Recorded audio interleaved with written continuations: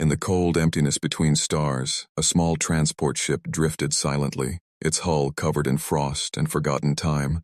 The vessel had no signal, no power, only a faint life sign deep inside its broken metal body. When an alien salvage team from the Andrix system detected the faint signal, they thought it was just another old wreck from an ancient war. Captain Rylak of the Andrix crew ordered the ship to be towed to their station. They opened the cryopod and found a creature unlike any they had ever seen. A human, pale, fragile, covered in frost but still breathing. The alien medics scanned him in silence, confused, for the records of the Galactic Council showed that humans had gone extinct over 3,000 cycles ago. The alien scientists gathered around the pod, whispering among themselves. Impossible, one said. Humans were from the death world called Earth. No one could survive there for long. Another shook his head. Yet this one did. The human's pulse was weak but steady, his face calm, his chest rising slowly under the thin cryo-mist. When he finally opened his eyes, the room went silent. He blinked at the strange lights, at the creatures around him, all with blue skin and glassy eyes. "Where am I?" he whispered, his voice soft but filled with fear and confusion. Captain Rylak stepped forward, speaking in the galactic trade tongue. "You are safe, traveler. You were found adrift. What are you?" The man looked around, his mind trying to process the strange sounds and shapes. His memories came in fragments. A bright light, an explosion, and then endless darkness. "My name is Lieutenant Aaron Cole," he said slowly. "United Terran Navy, Earth." The aliens stared at one another, whispering, "Earth, that old myth." Aaron sat up weakly, staring at the stars outside the medical bay window. They looked familiar, yet wrong. He asked, "How long was I asleep?" And the medics exchanged looks. "We estimate 3,000 standard years." Aaron's face went pale. 3,000? He whispered, his heart racing. "Then everyone I knew is gone." The Andrix scientists started studying him day and night. They took samples, ran scans, asked endless questions about his biology, his technology, his planet. But every answer he gave only deepened their confusion. Humanity, once thought to be primitive, had built ships faster than light, had reached the edge of their own solar system, and then vanished. Rumors spread quickly through the stations of the outer rim. A living human had been found, alive and healthy. Species from across the galaxy came to see him. Some curious, some afraid. The Galactic Council called an emergency meeting. They debated what to do. Some wanted to protect the human, others wanted him hidden, fearing what his return might mean. Aaron watched them argue, realizing he was no longer part of his own time. He asked for access to communication logs, for records of Earth, for any trace of his people. But there was nothing. The records had been wiped long ago. "The death world collapsed," one archivist said. "No one survived." Aaron shook his head slowly. "You're wrong," he said. "Humanity doesn't die that easily." Days turned into weeks. The alien crew began to like him. He was strange but brave, always asking about their families, helping in the lab, teaching them small things like coffee, laughter, and stories about rain. The younger aliens especially admired him, calling him the Lost One. But then something strange began to happen. Deep space sensors picked up faint radio bursts coming from the void beyond mapped space, rhythmic and coded. The pattern matched no known civilization. The Council dismissed it as background noise, but Aaron recognized it instantly.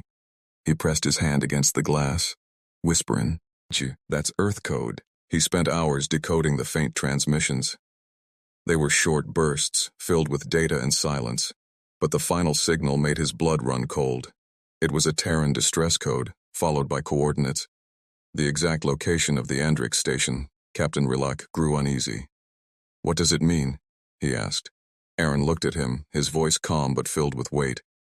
"It means they heard me." The alien crew exchanged nervous looks. "Who heard you?" Rylak asked. "Humanity," Aaron replied. "And they're coming." The next few days were filled with tension. Star scanners began to detect gravitational distortions near the edge of the sector, huge energy signatures that twisted space. The Council demanded answers. Is it a fleet? Whose ships are those? Are we under attack? No one knew. Aaron stood by the viewport, his eyes glowing with both fear and pride. "You wanted to save a human," he said softly. "Now, you've called the whole of Earth." The Andrix crew watched as distant stars began to flicker, as if something massive was moving through the dark between them. The alarms blared across the station, the scanners now showing shapes, large and countless, ships of unknown origin but unmistakable design. Terran, built for war. The galaxy had long forgotten the sound of human engines, but now it returned like thunder. Captain Rilak turned to Aaron, his voice trembling. "Are they here to save you?" Aaron smiled faintly. "No," he said. "They're here because one of their own was lost." Outside, the stars shook as something vast tore open the void. The lost human had been found, and the galaxy would never be the same again. The entire Andrix station trembled as the scanners filled with impossible readings. Massive energy waves rolled through the void, bending gravity and distorting light. The alien technicians shouted across the control room. Unknown signatures, multiple objects emerging from hyperspace. Captain Rilak stared at the screens in disbelief. "Size estimate," he demanded. The answer came with fear. "Too large to measure, sir. They're the size of moons." Aaron stood quietly at the window, his hands resting on the glass. His heart pounded slowly as the hum of power grew stronger in the distance. He knew that sound. He had lived his entire life with it. The pulse of a Terran engine.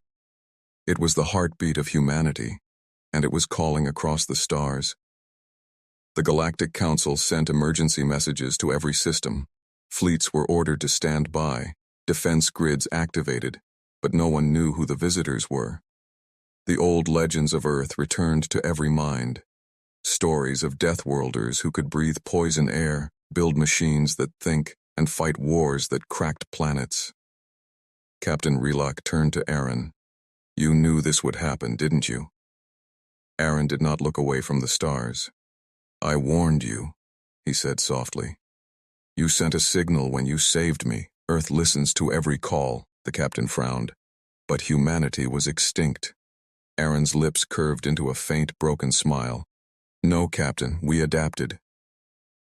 Then the first transmission came, a whisper through subspace, low and cold in a language older than the Council itself. "Terran command to all listening posts. Identify yourselves." The message repeated in endless loops, carrying power strong enough to knock out entire communication arrays. The Andrix crew froze, listening to the static echo through the control room. The translation machine failed to keep up. The words were harsh, heavy, like thunder speaking. Aaron whispered the translation himself. "They're scanning for me." In another corner of the galaxy, Council ships tried to open communication with the unknown fleet. Every attempt ended the same way: silence. Then, one by one, their ships vanished from radar. No explosion, no trace, only static and a whisper of electromagnetic residue. It was as if the stars themselves swallowed them. Back on the station, panic began to spread. Markets crashed, trade routes shut down, and thousands of ships fled from border systems. The Andrix engineers worked day and night trying to decode the Terran signals, but the technology was far beyond their comprehension. The rescued human became both hope and fear. Some aliens wanted to protect him, believing he could stop the coming storm. Others wanted to hand him over to the Council for interrogation. Aaron remained calm, helping where he could. But his eyes often wandered to the stars, as if he could already see the fleet arriving. Late one night, he sat alone in the observatory, staring at a faint light blinking near the edge of the system. It blinked 3 times, paused, then again. "The old Terran distress pattern," he whispered. "That's the Vanguard." Captain Rilak entered quietly. "You haven't slept in days." Aaron smiled weakly. "Humans used to say, sleep is for peace, but there's no peace coming." The captain sighed. "What is the Vanguard?" Aaron turned slowly, his voice heavy. "The first wave, the scouts of the Terran fleet. If they're here, the main armada is close." Moments later, the light grew brighter, spreading across the darkness like dawn. The scanners screamed as massive objects emerged from hyperspace. Their shapes were angular, metallic, glowing with pale blue light. Each ship carried the mark of Earth, the symbol of the United Terran Command. Aliens across the station stared in awe. their screens filled with the image of a ship so large it blotted out stars. It moved silently, no visible engines, no communication, just the sound of deep vibration through the void. The Galactic Council called for negotiation. They sent hundreds of encrypted signals begging for peace. But the Terran fleet ignored them, moving with perfect coordination, forming patterns that surrounded the outer rim colonies. In the Andrix station, the lights flickered as a sudden transmission cut through every channel. A woman's voice spoke, calm, strong, human. To the Andrix crew, we have located Lieutenant Aaron Cole. Prepare for retrieval. The crew froze, staring at Aaron. Captain Rilak whispered, "They know your name." Aaron nodded slowly. "They never forget their own." A beam of light shone from the largest Terran ship, reaching across the void like a bridge, touching the Andrix station gently. The computers went wild, sensors overloaded, and the atmosphere filled with a strange humming sound. Aaron stepped forward. "They're locking onto me." The aliens panicked. "Wait, what are they doing? Are they attacking?" Rilak shouted.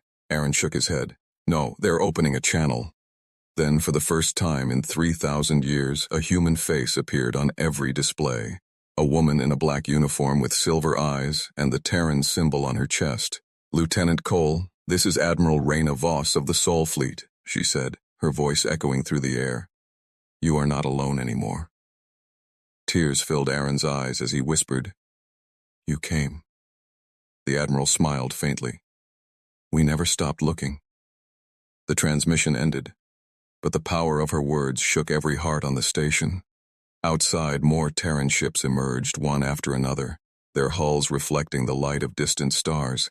The aliens realized that this was not an invasion. It was a return. Humanity, the myth, the legend, the Deathworlders, had come back, stronger than ever. And somewhere deep in space, the echo of Earth's awakening rolled through every world, whispering a single truth: the humans are coming. The stars above the Andrix system turned dark as shadows moved across them. Giant Terran warships slid into position, their metal hulls glowing faintly under the light of distant suns. Each ship was vast, ancient yet alive, humming with deep power that made even nearby moons tremble. For the first time in thousands of years, the galaxy was looking once again upon humanity's creation. The Terran fleet, Admiral Reyna Voss, stood on the bridge of the flagship Sol's Wrath. Her eyes watched the Andrix station spinning quietly in the void. Around her, officers worked in silence, faces calm, movements perfect. "Signal command," she said softly. "Operation Reclaim begins now." A soft chime answered, and light rippled across the fleet as hundreds of ships powered up. Inside the station, alarms screamed as systems overloaded. The alien crew ran across the corridors trying to stabilize energy levels. "Our gravity field is collapsing," one shouted. "Their ships are affecting space itself." Captain Rilak struggled to keep order. "Divert all power to shields," he commanded. "We can't let them crush us." Aaron stood calmly in the observation deck, his eyes fixed on the approaching fleet. His heart pounded with emotions he could not name. Pride, fear, longing. He whispered, "They really came." Rilak joined him, his voice shaking. "Your people are gods." Aaron shook his head slowly. "No, Captain. They're just humans who learned never to kneel again." Then the first contact came. A small ship broke formation and approached the station. It was sleek and black, marked with the old Terran emblem of Earth and Luna. A voice came through the comms. "This is the Terran Vanguard shuttle, Echo, requesting docking permission." The alien crew froze, unsure whether to answer. Captain Rilak hesitated, then turned to Aaron. "What should we do?" Aaron smiled faintly. "Let them in, the docking." G-Bay lights flickered as the shuttle landed. Steam hissed from the ramps, and from the mist stepped 3 human soldiers in dark armor. Their suits gleamed with a strange liquid metal sheen. Helmets retracted, revealing faces, real human faces, pale, stern, and cold. Aaron's breath caught. He stepped forward, eyes wide. "Corporal Hayes," he whispered, recognizing the insignia. The lead soldier saluted sharply. "Lieutenant Cole, sir, you are under Terran protection. The Admiral requests your presence immediately." Aaron felt his chest tighten. You came for me." Hayes smiled slightly. "You're part of the family, sir. We never leave family behind." The aliens watched in silent awe. Some whispered prayers, others hid behind consoles. The presence of these humans felt overwhelming. Their confidence, their calm, their precision. They carried no visible weapons, yet every alien in the room felt a deep instinct to bow. As Aaron prepared to leave, Captain Relock stopped him. "Will they harm us?" he asked quietly. Aaron turned, his expression heavy. "If you show no threat, you'll be fine, but if you raise your weapons, you'll never see another dawn." The shuttle took off, disappearing into the vastness of space. Minutes later, Aaron stood again on human soil, the metallic floor of Sol's Wrath. The air smelled of ozone and iron, familiar, comforting. Human crew members saluted as he passed, some whispering in disbelief. He's real. He's from the First Era. He saw the old Earth. Admiral Raina Voss waited at the center of the command bridge. Her uniform shimmered with subtle lights from the data streams flowing around her. She studied Aaron quietly for a long moment, then said softly, "Welcome home, Lieutenant." Aaron stood still, eyes filled with tears. "Home," he whispered. "After 3,000 years," Raina's voice softened. "You were our lost signal. We tracked your cryopod across the centuries. Every beacon we sent went unanswered until now." Aaron nodded slowly. "The aliens saved me." The Admiral frowned. "And they used you. They broadcast your coordinates across Council space. They awakened us before the schedule, and now the galaxy must face what it buried." Outside, the Terran fleet spread across the sector, forming a vast, living web of power, each ship linked through quantum relays, their energy fields merging into a single pulse. The galaxy had seen fleets before, but never like this. Each vessel a moving storm of light and force. Raina looked out the viewport, her eyes distant. "We waited, we rebuilt, we evolved," she said. "The galaxy forgot Earth, but we did not forget the galaxy." At that same moment in the council chambers far away, panic erupted. Holograms flickered as representatives shouted over one another. "They've surrounded 3 of our border systems. Our fleets can't approach. Their fields disable our drives. They're not answering our calls." One council member, old and wise, whispered the truth everyone feared. "The Death Worlders have returned." Back on Sol's Wrath, Aaron stood beside Raina as she gave her final order. "Send the message," she said. The communication officer nodded and transmitted a single line of text into every known system. The message was short, simple, and terrifying. "We are humanity. We have returned. Prepare for contact." The words echoed through every world, every species, every fleet. And as they read it, they all felt the same ancient chill, the memory of a world that refused to die. Aaron stared at the stars, whispering, "They will never be ready." And Raina replied quietly, "Neither were we, the first time." Outside, the Terran fleet turned its engines toward the heart of the galaxy, the war drums of humanity thundered once more, shaking the stars awake. The galaxy had entered a new age, the age of humanity's return, and the echoes of Earth would soon drown out the silence of the universe. The news of the Terran fleet spread like fire through the galaxy. Entire civilizations froze in fear, trading routes shut down, and entire colonies went dark. The Galactic Council, once proud and united, was now trembling behind their shimmering halls of light. They had spent millennia mocking the lost humans, calling them primitive, calling their home a death world. But now, that death world's children had returned, and their silence was more terrifying than any declaration of war. From the flagship Sol's Wrath, Admiral Raina Voss watched as holographic maps displayed hundreds of star systems. Red markers showed Council defense fleets attempting to form a wall. "They think they can stop us," she said quietly. "But they don't understand what we've become." Aaron Cole stood beside her, wearing a dark uniform again for the first time in thousands of years. His old rank restored, his purpose reborn.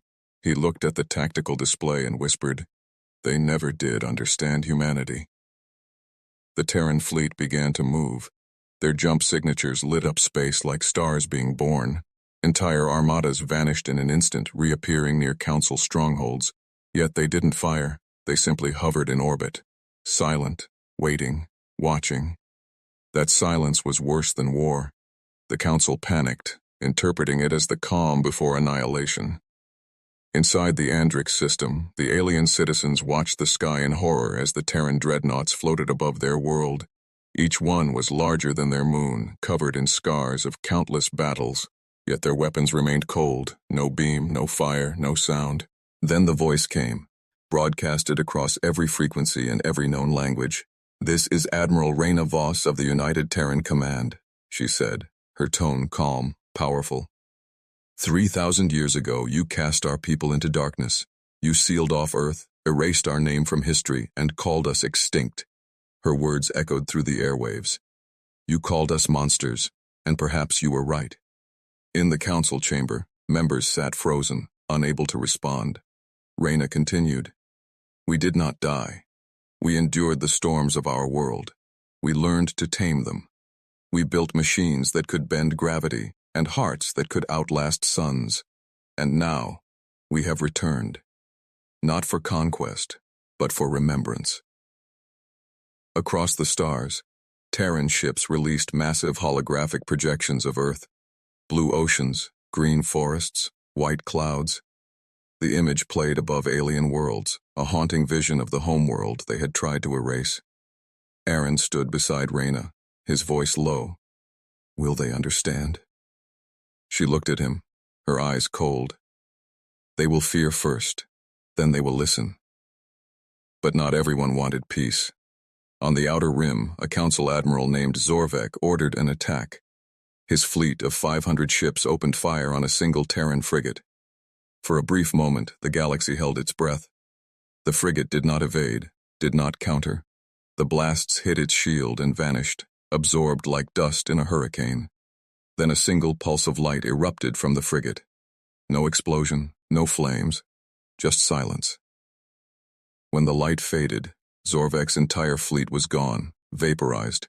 Not even debris left. The void swallowed everything. The council finally understood. This was not war, this was retribution. Meanwhile, on the Andrix station, Captain Relak and his crew watched the events unfold. They could destroy us in seconds, one whispered. Relak nodded slowly. But they don't, he said. Maybe they came for something greater than vengeance. At that moment, a Terran shuttle landed again on the station, and Aaron returned with 2 armored guards. The aliens bowed instinctively. Relak stepped forward, his voice trembling. Lieutenant, will your people destroy us? Aaron looked at him gently. No, Captain. Destruction is easy. Humanity came back to remind the galaxy what it created when it abandoned us. The council finally surrendered their silence. A transmission reached Sol's wrath. We request negotiation, said the trembling voice of the council speaker. Reyna's expression did not change. You denied humanity a voice for 3 millennia. Now you will listen to ours. The Terran fleet began transmitting ancient archives, recordings of Earth's history, images of unity, science, love, war, and survival. The galaxy watched in awe, understanding at last that the Deathworlders were not monsters. They were survivors, born from the harshest world imaginable, shaped by pain and courage. Then came the moment that changed everything. Admiral Reyna broadcasted her final message. We will not conquer, but we will not kneel. From this day, every species will remember the name of Earth, and every world will know what it means to be human. The fleet powered down its weapons, but the silence that followed was louder than war. Across the galaxy, songs began to be written, myths rewritten, and children on alien worlds whispered the new legend. The humans have returned. As the stars shimmered in the dark, Aaron looked out the viewport, his reflection beside Reyna's. You gave them fear, he said softly. And hope, she replied. Both are necessary for peace. The galaxy would never be the same again. For the first time in history, the Deathworlders had shown mercy, and their mercy shook the stars themselves. The galaxy had fallen silent. No fleets moved, no engines roared. Even the stars seemed to hold their breath. The Terran fleet hung like an iron storm above the Council worlds, waiting, watching. Humanity had returned, not as conquerors, but as a reminder that the universe could never erase the will of Earth. On the flagship Sol's Wrath, Admiral Reyna Voss stood on the bridge beside Lieutenant Aaron Cole. Below them, holographic maps shimmered with thousands of light years, every system now listening to Terran frequencies. Reyna's voice broke the silence, calm and commanding. "Transmit the accord," she said. The communications officer nodded, and a wave of light burst across the void, a message sent to every known civilization. "This is the Terran Accord," the message began. "Humanity does not seek revenge, but remembrance. We offer peace to those who respect life and judgment to those who deny it." As the signal spread, entire civilizations paused their broadcasts to listen. On cold mining moons, alien workers dropped their tools. On great floating cities, nobles fell to their knees. The galaxy, for the first time, heard the voice of humanity again. Firm, proud, unbroken, Aaron watched the map as countless worlds blinked green in acceptance. The Terran symbol appeared beside them. "They're listening," he said softly. Reyna nodded. "They remember fear," she said. "But now, they will remember respect." Still, not everyone accepted peace.